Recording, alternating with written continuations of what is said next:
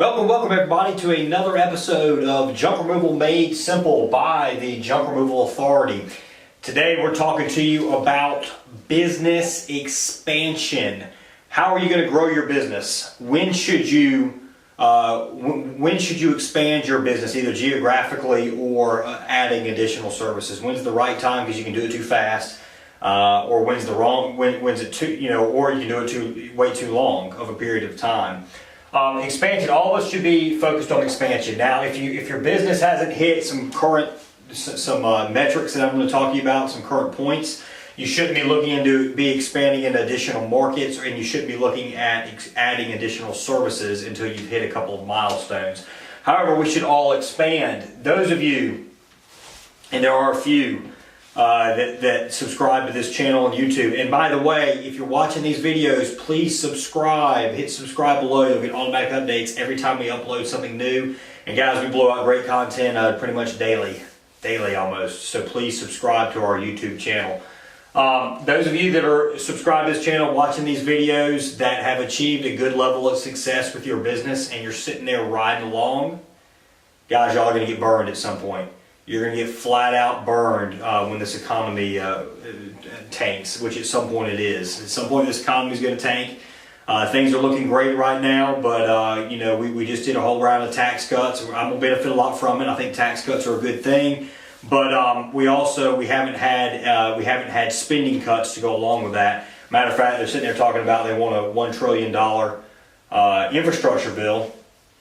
And short term, that's going to be great. There's going to be a lot of people working that haven't worked in years. And there's going to be a huge influx of money into the economy. And the problem is the national debt is just going to swell. So we're going to have I think we'll have a couple years of tremendous growth, depending on what goes on with the semi-trade war with China. Tremendous growth. It might be only 2 years though. It might even last a year. It could be 2 or 3 years. I doubt it's any longer than 3. At some point, in my opinion, within the next 3 years, we're going to have a flat out. I don't know if it's going to be 2007, but it's going to be a downturn in this economy. And are you going to be ready for it? Are you going to be in a financial position to be ready? If you're sitting there coasting, if you're sitting there making 150K a year. 200K a year with your junk removal business, and you're not having to work a whole lot. You're going, those guys right there that are just coasting. You're the ones that are going to get burned.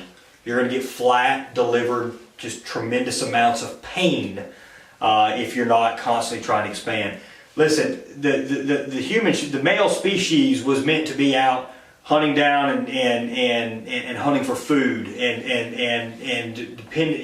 He's supposed to have villages just dependent on him for survival. We're supposed to be an active species going out and killing for survival. We've gotten so refined now that we don't have to go out and kill for food, but you still need to be a killer as far as you need to be expanding, working hard, and constantly pushing forward. If you're not, that's when you get content, that's when you're going to screw up. So today we're talking about expanding, blowing your business up. When's the right time? What are the couple different methods of doing that?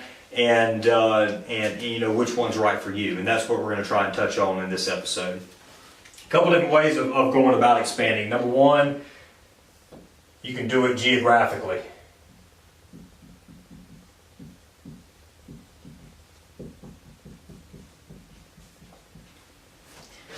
So that's how Junk Doctors did it. When we opened up Charlotte and Greensboro, we expanded geographically. With both ways, it's either geographically or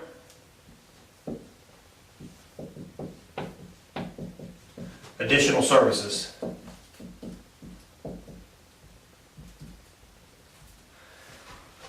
Don't expand too fast.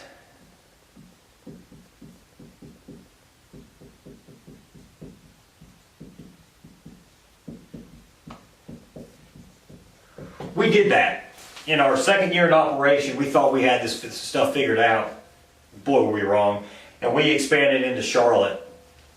And Charlotte didn't do very well, and then Raleigh was doing very, very well. When we first went to Charlotte, we didn't know a whole lot. So There's a lot of stuff we were doing wrong. We went to Charlotte. Charlotte was slow. Raleigh was slammed. We were short-staffed in Raleigh, and we couldn't keep people busy in Charlotte. And we had Christian moved to Charlotte to run that Charlotte location. So after 3 months, we figured out, hey, this isn't working. Let's get the hell out. So we got out. We took about 2 years or so off from the Charlotte market. We figured out the stuff. We went back into Charlotte, and we flat out blew it up. So don't expand too fast. What is expansion that's too fast, or when should you expand? You should expand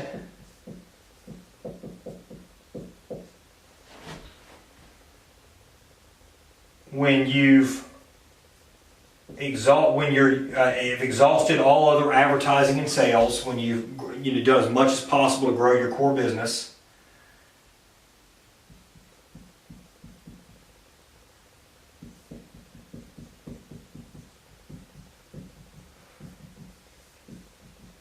Means of growing your core business.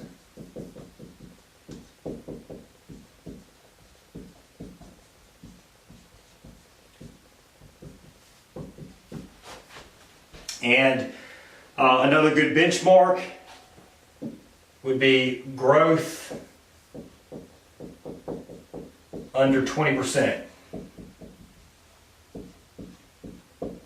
So that's year-over-year growth. So if your growth from one year to the next is less than 20%, you could be a pretty good candidate for expansion, if and only if you have exhausted all means of growing your core business.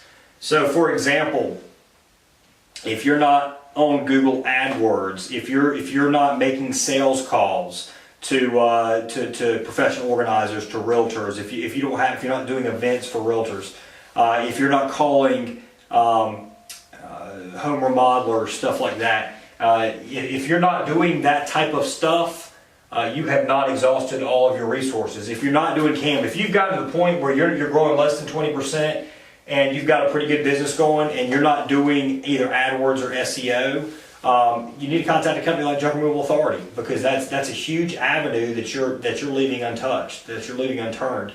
Before you don't want to expand into an unknown market, which would be an additional service or a new city, until you've perfected your current city, until you've grown it as big as you can. Because your resources, you've already proven in your current market that your concept, that your junk removal business works in your current market. You need to let as many people know about your service as humanly possible. And then at that point, once you've done that and you've got growth under 20% year over year, it's probably a good time to go and expand. Now, you could potentially do it before this. This is just a good benchmark. Those of you that have exhausted all means of growing your core business, this is for you mainly. So maybe if your growth rate is 30%, maybe you still expand. But if your growth rate is under 20% and you've exhausted all means of growing your core business, you're doing a disservice to yourself with that by not growing. You're putting your family, your future, and your family in jeopardy by not growing. So that's what this 20% is for right here. If you're going to do it geographically,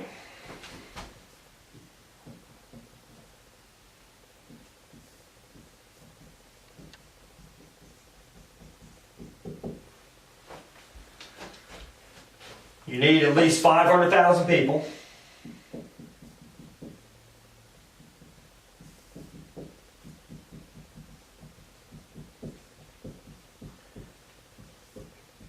Preferably 1 million.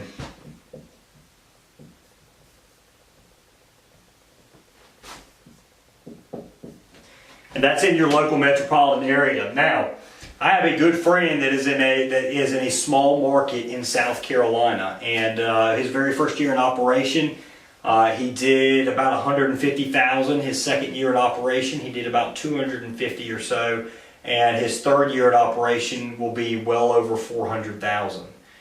He's in a very small area, small population area, but he's able to do that well with his junk removal business in that area because he knows the market so well and he knows all the people.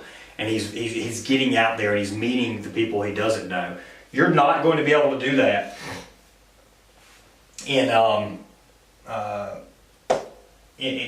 market, in a different market. If you're expanding geographically, you're not going to have that knowledge of that local area, and you're not going to have that ability to reach to really do well in a small market. It's just going to be a lot harder. So you want to find a population of at least 500K, prefer 1 million. I'd like to see some competition. In a decent amount. Why is that? Because when there's competition, that's proven that there is demand for a junk removal business in your particular market. If you're looking at a market and it's 500,000 or 1 million people and there's like 1 or 2 junk removal companies there, you might probably want to avoid that market. There's probably not a huge demand for that type of service in your particular area. So that's something to look at. A lot of people say, well, there's no competition. They want to get in that market, there's no competition. Well, junk removal is established enough now, there's no competition. That's pretty much telling you there's no demand for the service in that particular market, so you probably want to avoid it.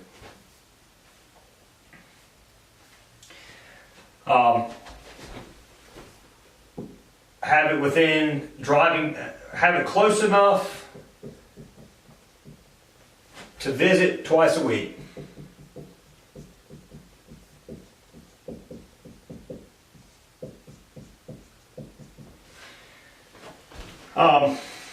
And that's unless you have a manager, and we're going to talk about this in a bit, but that's unless you have a manager that has some sort of skin in the game, be it ownership that vests over a period of time where he actually gets ownership in that particular location, or some sort of profit sharing. If you've got a manager like that, he's really good, you've trained him, he does everything right, he does everything like it's supposed to be, then this, you don't necessarily have to do this. You still want to visit at least a minimum once a month. Once this thing's up and running, you want to visit at least once a month for the most part, until you're just positive your manager's just doing an excellent job, and once he has some ownership interest in all as well, that's a good good benchmark, is being within driving distance, unless you got somebody really good. It's tough to maintain standards geographically. It's very hard to have your additional location run as well as your other locations, and that's going to bother you some. So you're going to think about that. You're going to know that this isn't getting done quite exactly right, and that's going to kind of dig at you. So if you're going to expand geographically, you need to be able to hire a manager, and I would suggest putting skin in the game for them, be it some sort of ownership that they earn over a period of time. Don't just go out and give them 20% ownership or something. Have them earn it over like 3 years. They get 7.5% 1 year, they get 7.5% 1 year, the following year, and then they get 5% the third year or something like that, up to 20% ownership after 3 years.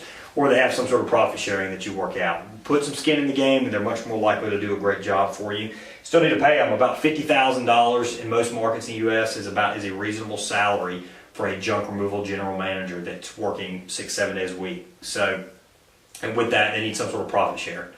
Matter of fact, we realized we tried expanding geographically without a manager like that, and it just didn't work very well. We were not doing as good of a job in our other location, one of our other locations, as we were in our main location. So that's the reason we've taken steps to put a manager in place at that particular location where we were trying to manage it remotely. It wasn't working out. So if you're going to expand geographically, you need the money to. You need to be able to accept some losses, so you can pay a manager $50,000 a year plus a little bit of profit sharing, or some sort of ownership vested. Use cameras.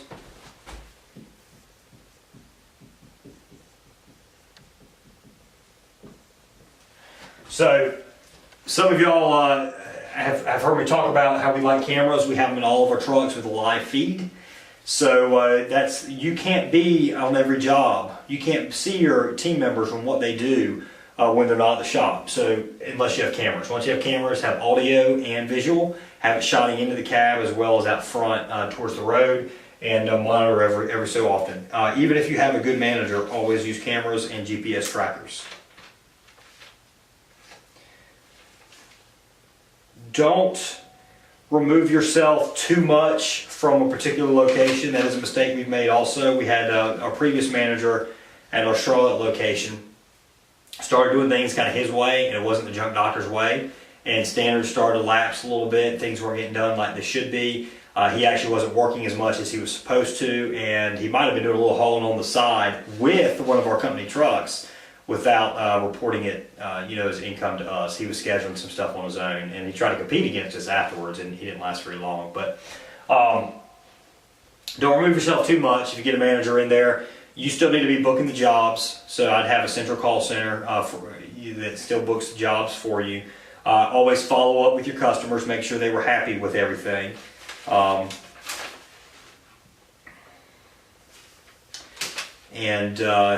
Just always be stopping in at that location and doing performance evaluations with current team members. Get with the manager, because the manager's the ones that's been working with them. But sit in on those meetings or listen to those meetings remotely, and just kind of get a good feel for the team members you have, since you're not going to necessarily be doing all the hiring for those. When you get a good GM, do not micromanage. Teach them what to be done. Let them carry out the stuff you've taught them, and manage them if there's any problems. You manage them, they manage your people. Don't try and undermine your GM and manage his people. They're all your people, but the people he's directly responsible for. Manage him and let him manage his subordinates. One other thing about remote management. If you don't have a good manager and you're trying to manage a location remotely, one of the issues is every time you come in town, you're going to see stuff that's wrong, and you're only there for a little bit of time, so you have to address everything that's wrong all at once. And chances are, it's been a period of time these problems have developed. Had you been there, or had a good manager been there, they'd have immediately been fixed. But instead, you get into a location, you see 4 or 5 things that's wrong, and you just start bitching and all, and talking about things that are getting done wrong to your team members. And it's only natural for team members that are getting paid an hourly wage, it isn't that much, and they're not given a tremendous amount of responsibility, that they're going to let some stuff lapse if they're not reminded about it. If you were in town, you'd have brought it up and it would have been a big of a deal and they'd fixed it. But what's happened is, since you weren't there to manage them, to make sure standards are being upheld, they let stuff slide. So that's another issue with remote management. You need a good manager at an additional location. If you can't do that, I would recommend not expanding. So let's go ahead and clear this board off. The other way of expanding is by adding additional services.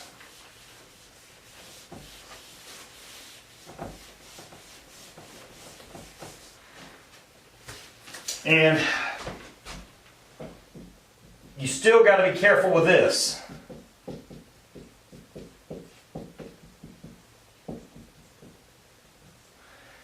You want all your additional services to be able to use your current resources.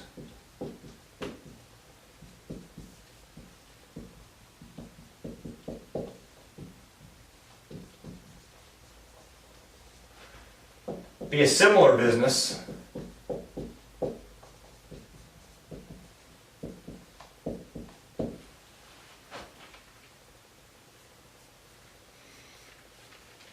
And be able to be cross-sold.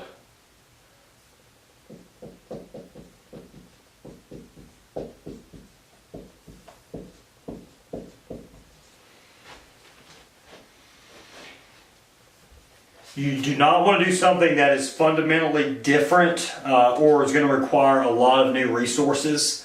Otherwise, you're going to get stretched way too thin, and it's actually going to distract from your current business. We will talk about that, when is the right time for you to start a completely different business. We'll touch on that in a bit. But for the most part, if you're looking to expand your current business, try and get into something that's related. For example, moving.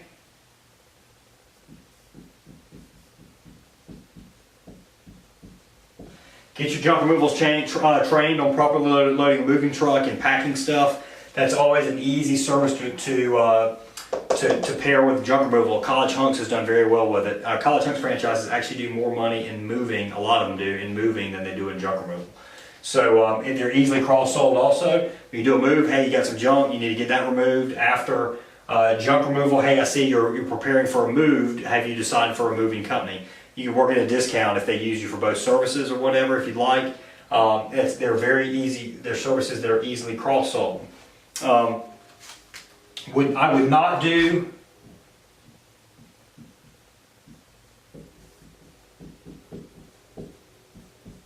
cleaning. There are some junk removal companies that do cleaning well, that pair well with cleaning. I know in a market that we're potentially we might have a JRA business customer in. One of their competitors is a company called Fire Dogs, and Fire Dogs does a good job. It appears they do a good job. They at least market it well with their cleaning service and their junk removal business. It looks like they pair well. They market it well. I don't know how good their reviews are on the cleaning side. We were researching it on the junk removal side, doing an initial market analysis for this particular person. But a lot of companies have tried cleaning paired with junk removal. The problem is the people are completely different. With junk removal and moving, you got a bunch of men. With cleaning, you got a bunch of women. Managing women is fun, and I'm going to go out and say it. It might not be politically correct, but managing women is fundamentally different and I won't say it's more difficult, but it's just fundamentally different than managing a bunch of men. And it's just, it's completely different type of work. Does it cross-sell well with junk removal? Yes, it does. But it's almost a completely different type of business. There's some resources that you can combine, like your call center, or if you have somebody answering the phone and booking jobs up. But other than that, it's a very different business. It requires a completely different vehicle. It requires a lot of extra supplies. It requires very specialized training. It requires a different type of person. So your normal junk removal guy is not going to be able to clean, whereas your normal junk removal guy would be able to move. What I would recommend if you want to do for cleaning, it is great. It is a good cross sell. Is find a local cleaning company that you pair with, and you get a kickback. So and for every job you send them on cleaning, you get paid X number of dollars, and just work that out with them. And you can do the same thing with them. Is every junk removal job they send you, they get paid X number of dollars. That's a good way to get in the cleaning business without actually getting in the cleaning business. Consignment sales.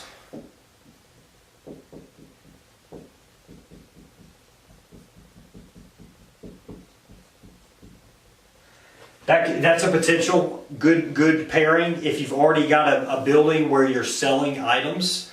If you already have a kind of a sorting area, consignment sales could be a decent thing. So you can set up like a little bit of a store almost, and or just list the stuff on eBay, offer up Facebook Marketplace, Craigslist, that kind of stuff, and get it sold. That could open you up to taking some additional stuff, and you'll still charge for the removal. You charge for the removal, and then you would give them a split of the proceeds once the item was sold. So you might be able to remove stuff that you otherwise would not have removed, so that would increase your sales revenue, your item sales revenue, as well as increasing your junk removal revenue.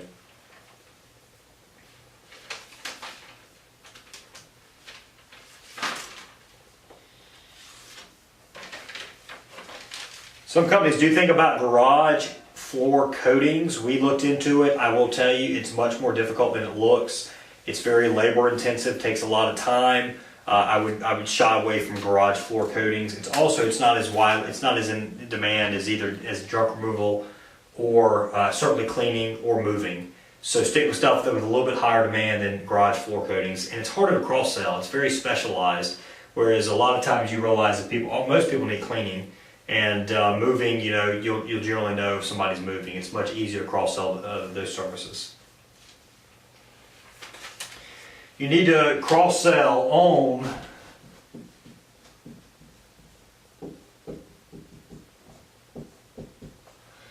your website,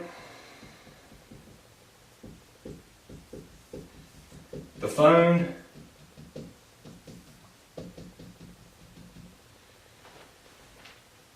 and on the job.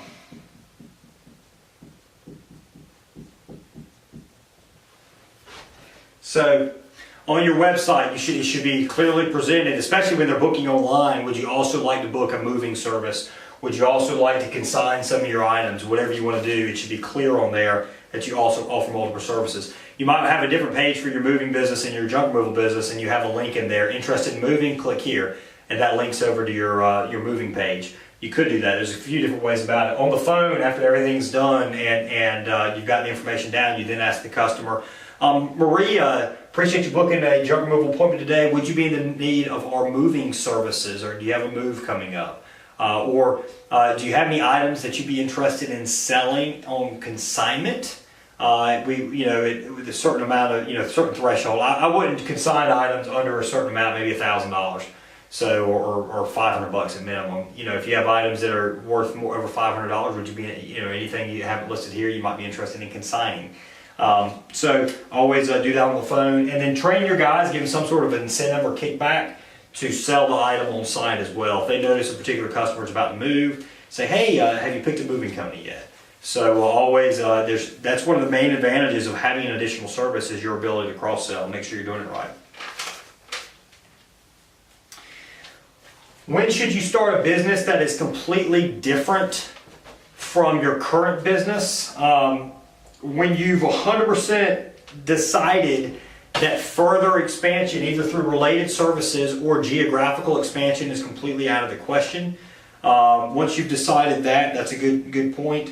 When your business runs completely without you, so you can go away for 2 or 3 weeks or a month or two and come back and everything's still running smoothly. So that means you have a manager, you have a GM in place running the day-to-day operations, and you've got some great supervisors underneath, and you've got people answering the phone, you've got somebody that's keeping up with the books. Everything, literally every day-to-day operation is not dependent on you.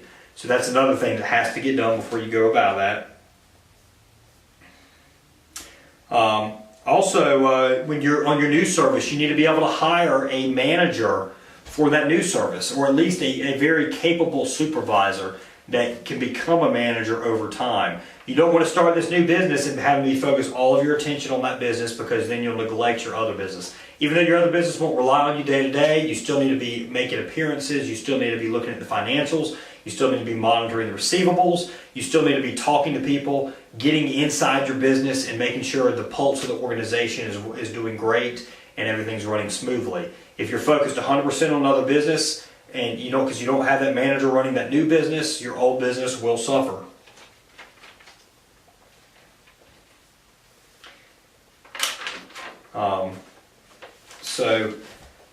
Again, I just want to remind everybody, expansion is vital to the survival of you, your business, and your family. You're dying. You're either the quick or the dead. There's no in between. So those of you that have been coasting, it's time for you to quit coasting and start taking that speed you've got by building a good business so far, taking that speed like an airplane. With an airplane, you turn speed into altitude. So you got good speed going. It's time to bank that thing on up and gain some more altitude. For those of you that have not made the jump yet, if you haven't started a junk removal business, junk removal business package is still on sale, $50,000. Now listen, that's not $50,000 profit for us. We have a significant portion of that amount of money is actually expense to set up your business. So we cover legal fees, we cover pretty much everything to get your business up and running, including inventory for your truck, including office expense. We cover pretty much every single expense there is, with the exception of anything truck related and anything to do with your office space, rent, lease. There could be a little one-off expenses here and there, but for the most part, that's everything. We have well over $25,000 in expenses that you would otherwise have to pay that is covered in that $50K. So really, you're just paying such a small fraction of what you really should be. To get our experience and our training and all like that. That's all covered. So that's our direct expenses. That includes none of our time, is over $25K. So really, that package should be so much more expensive. You're getting our knowledge for just peanuts. I mean, not peanuts, but you know what I mean, for just a literally pennies on the dollar for the value that's provided. Websites, basic sites on sale for $3,000. The full site's on sale for $5,000. And consulting still $150 an hour. Guys, those of you that are afraid to spend $150 an hour on great quality consulting that's going to just provide you with tremendous amounts of value, you're not ready to be big yet. You're not ready to be big. I've got mentorship that I pay well over that. I've got people that I speak with that I spend about 5 times that per hour. If you're getting free advice, it's pretty much, what's it worth? Well, you paid nothing for it. Well, it might be worth something a little bit more than nothing, but it ain't gonna be worth what I can provide you as far as junk removal related business.